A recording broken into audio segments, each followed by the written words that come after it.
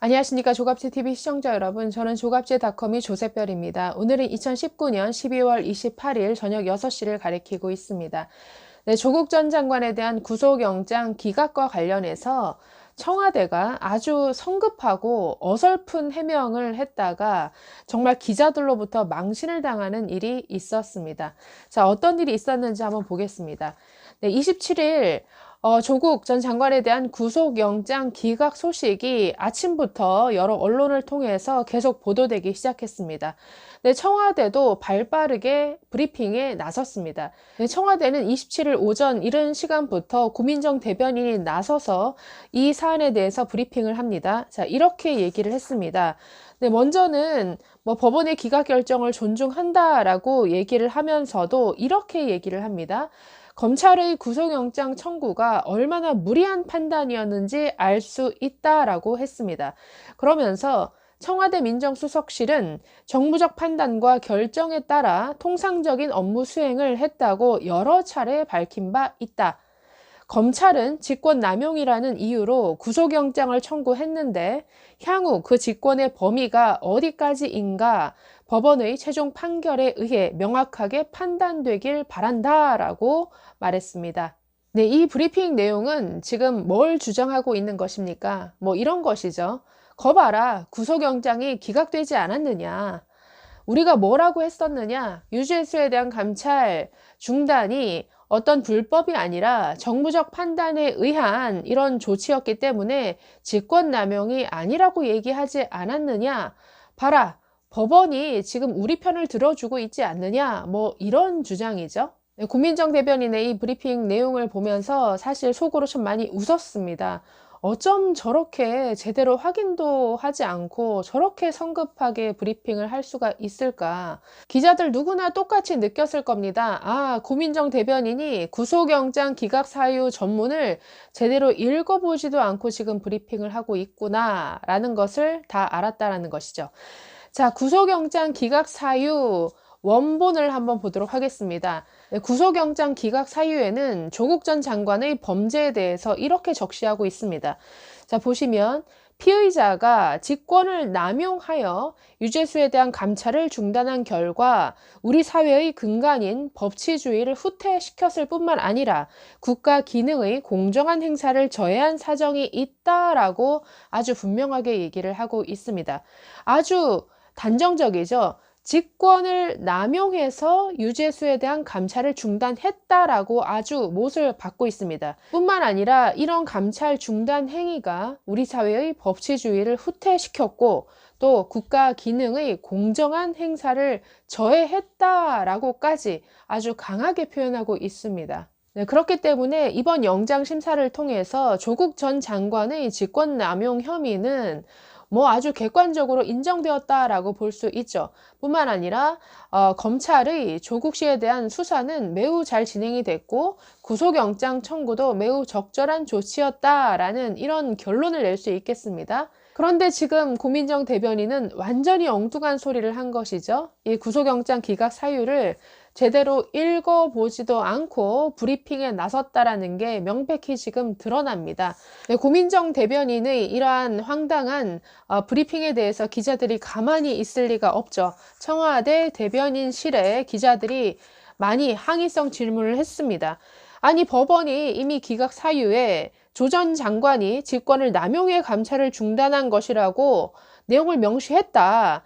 대체 이 기각 사유를 읽어본 것이냐라고 이렇게 항의성 질문들을 했습니다. 자, 여기에 대해서 청와대 대변인실 관계자는 오히려 이렇게 반문을 했다라고 합니다. 어디에 그런 부분이 있느냐? 우리가 공식적으로 받아본 내용에는 그런 구체적인 것은 언급되어 있지 않다라고 얘기를 했다라는 것이죠. 그러면서 결국 영장 기각 사유 전문은 보지 않았다라는 것을 인정을 했습니다. 자, 그런데 문제는 여기서 끝나지 않았다라는 데 있습니다.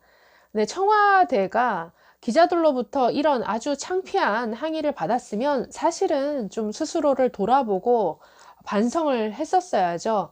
아, 우리가 너무나 성급하게 구속영장 기각이라는 소식에 너무 들뜬 나머지 제대로 확인도 하지 않고 성급하게 어설픈 해명을 했구나.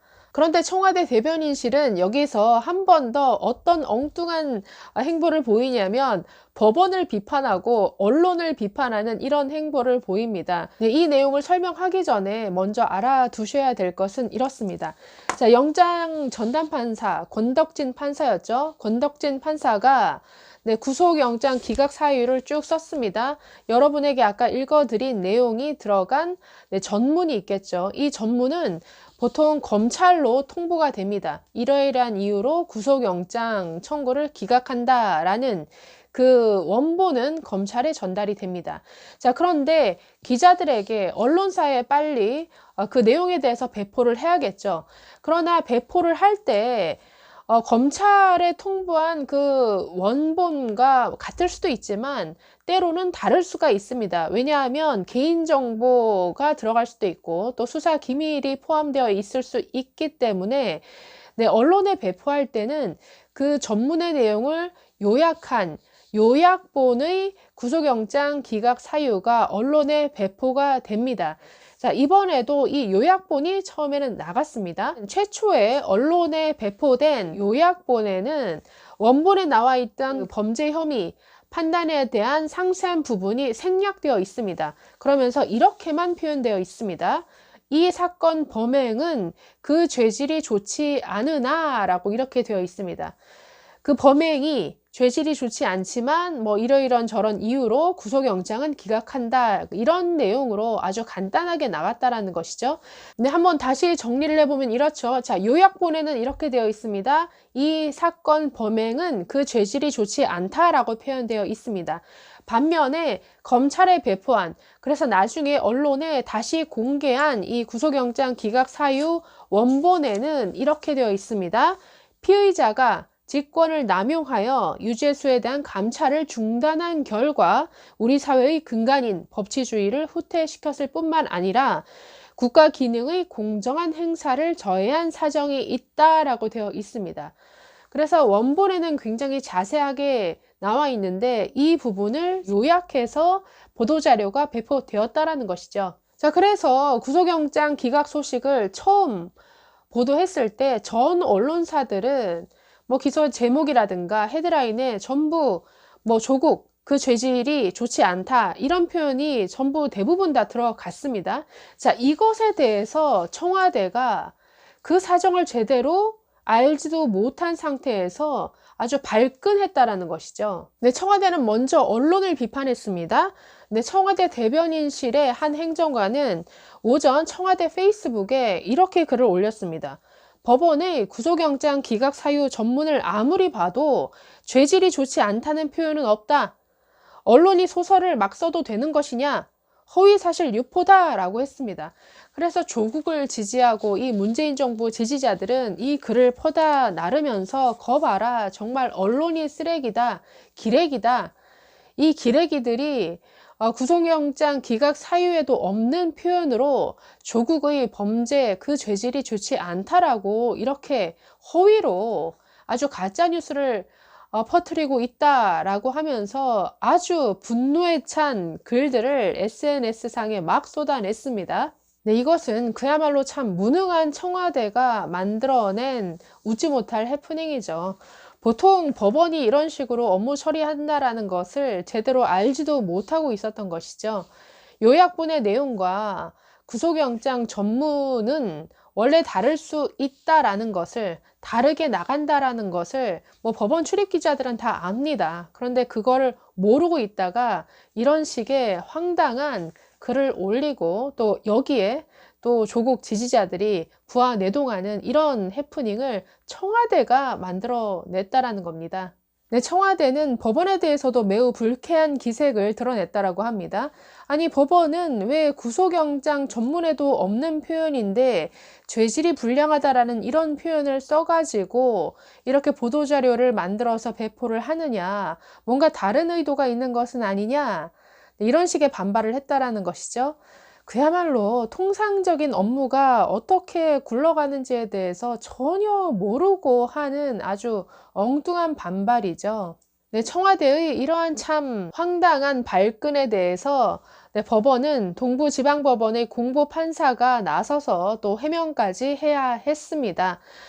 이번에 기자들에게 배포된 구속영장 기각사유 요약본 그리고 전문 모두 권덕진 영장 담당 판사가 작성한 것이다. 그렇기 때문에 이것을 누가 왜곡했다거나 뭔가 다르게 다른 사람이 해석을 덧붙였다거나 이런 사실은 전혀 없다라고 이렇게 해명을 했습니다. 네, 페이스북 글을 통해서 언론이 소설을 쓰고 있다라고 비판한 행정관도 페이스북에 올린 그 글을 삭제했다라고 합니다. 네, 이번 해프닝을 통해서 정말 언론을 상대하는 청와대 대변인실이 이렇게 무능하고 이렇게 게을러도 되는 것인가 라는 이런 생각이 들었습니다. 저도 공공기관에서 근무할 때 언론을 상대하는 홍보실에서 근무한 적이 있는데 홍보실은 네, 누구보다도 가장 거의 7시면 출근을 합니다. 그리고 거의 가장 늦게 퇴근할 정도로 굉장히 매사에 조심해야 되고 신중해야 되고 회사를 대표해서 말을 하는 거기 때문에 모든 면에 있어서 철저하게 잘 알아보고서 사실은 대응을 해야 되는데 그런 부분에 있어서 이 청와대는 너무나 아마추어 아닌가라는 생각이 절로 들었습니다. 뿐만 아니라 조국 전 장관의 직권남용 혐의에 대해서 법원조차도 100% 이렇게 인정하고 있는데 거기에 대한 어떠한 자기 성찰이나 반성은 전혀 찾아볼 수 없고 오히려 언론 탓을 하고 검찰 탓을 하고 있는 이 청와대의 모습을 보면서 참 이렇게 오만한 정부가 어디 있는가 다시 한번 생각하게 되었습니다. 네, 감사합니다.